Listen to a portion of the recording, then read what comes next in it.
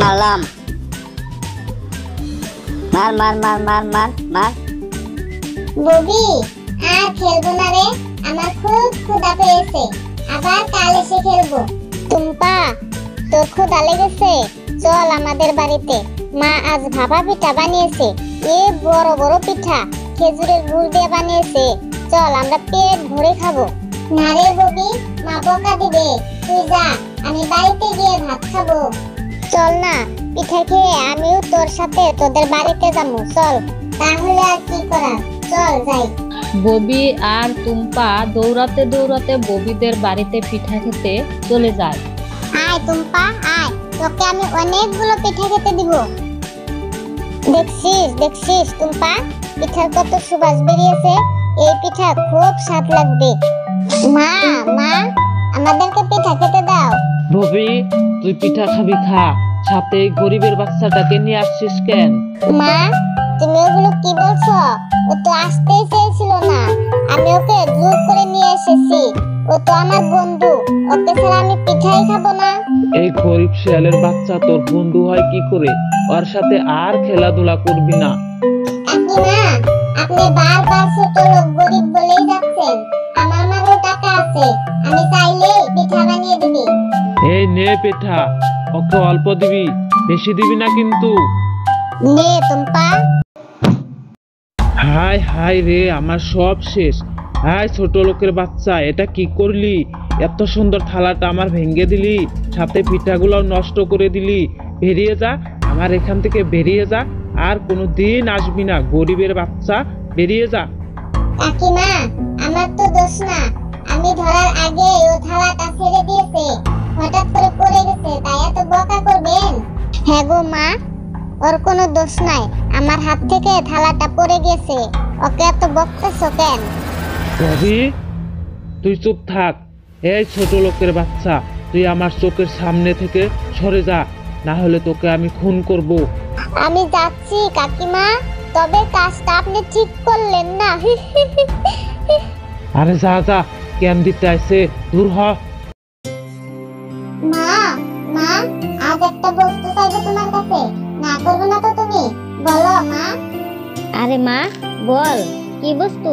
না করবো কেন? মা, আমাকে কয়েকটা ভাপা পিঠা বানিয়ে দাও। মা, আমার খুব খেতে মন চেয়েছে, বলো মা, বানিয়ে দিবে?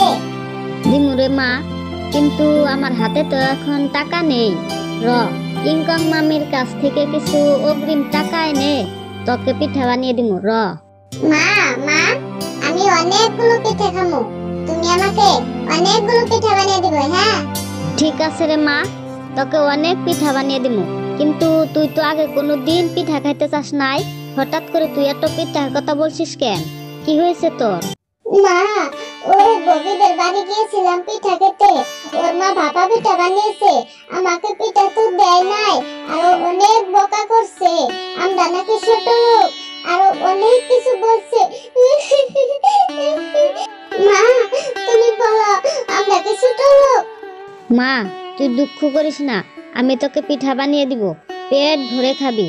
আমি যাই, কিংকং মামির কাছ থেকে কিছু অ্যাডভান্স টাকা নিয়ে ময়দা গুড় নিয়ে আসি। মামি, আমাকে কিছু টাকা দাও, আমার মেয়েটাই পিঠা খেতে চেয়েছে, তাই বাজার করতে হবে।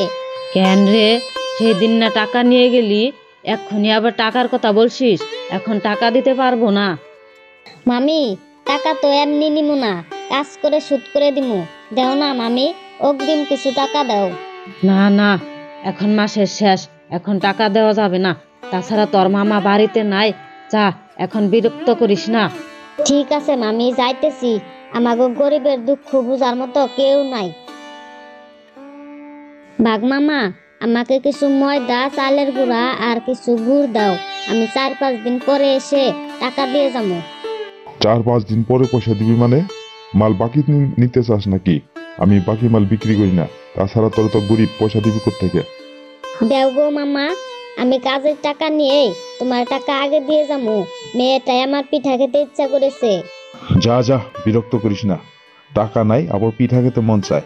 তোদের মতো গরিবদের তাল বাহানা আমি বুঝি। বাকি নেওয়ার সময় নিবি, পরে আর দোকানের দিকে পা বাড়াবি না। তাহলে মামা আমার কাছে 20 টাকা আছে, এই 20 টাকার যা ময়দা গুড় পাওয়া যায় তাই দাও, ওইখানে দিয়ে আমি মেয়েটাকে পিঠা বানিয়ে দিব।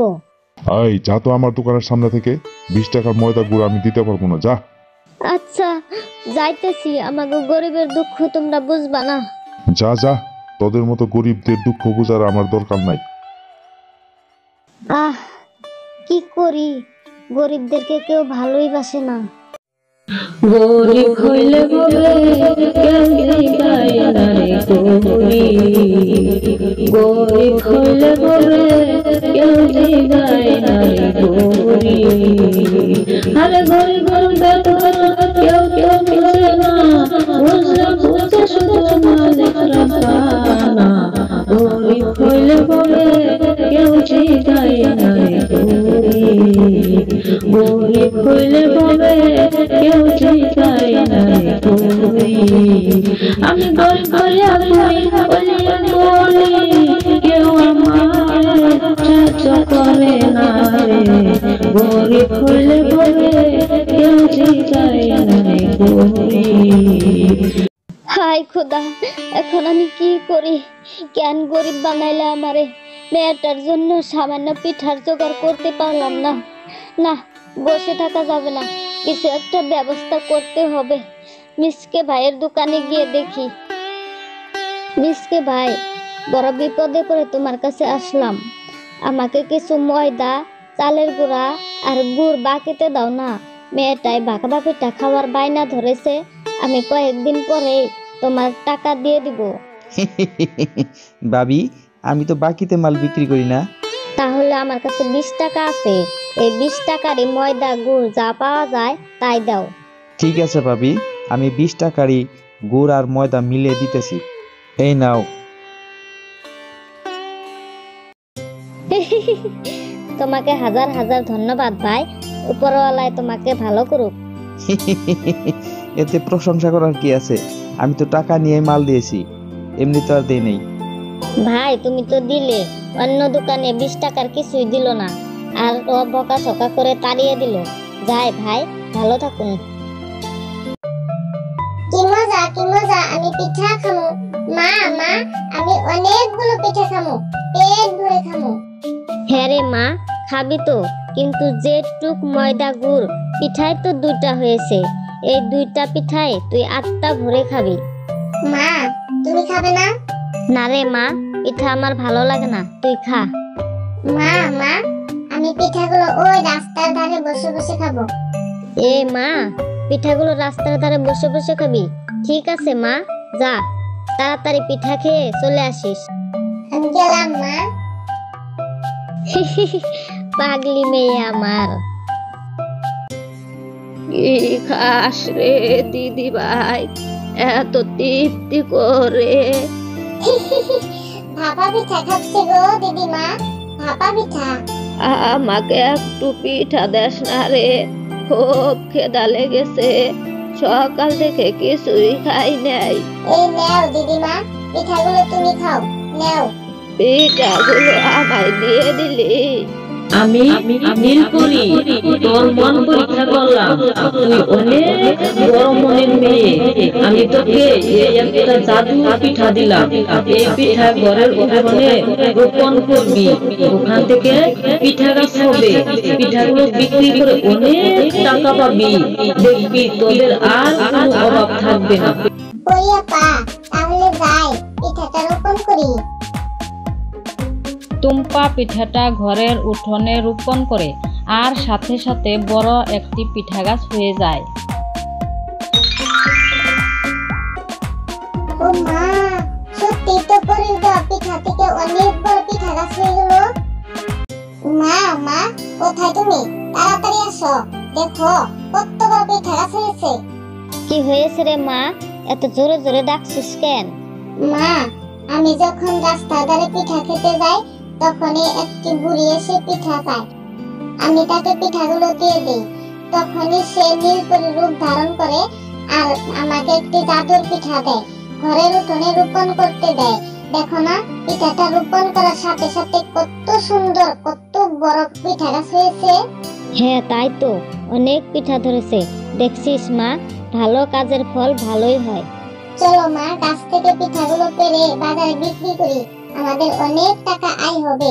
হ্যাঁ রে মা, চল পিঠাগুলো পেরে বাজারে নিয়ে যাই। মা, ওই পিঠাটাও পেড়ে নাও। চল মা, অনেকগুলো পেরেছি, এই কয়টা বাজারে নিয়ে যাই। পিঠাগুলো দারুণ স্বাদ, এর তুলনা হয় না। পিঠাগুলি প্যাকিং করে দাও, আমি বউর জন্য বাড়িতে নিয়ে যাব। আমার জন্য প্যাকিং করে দাও।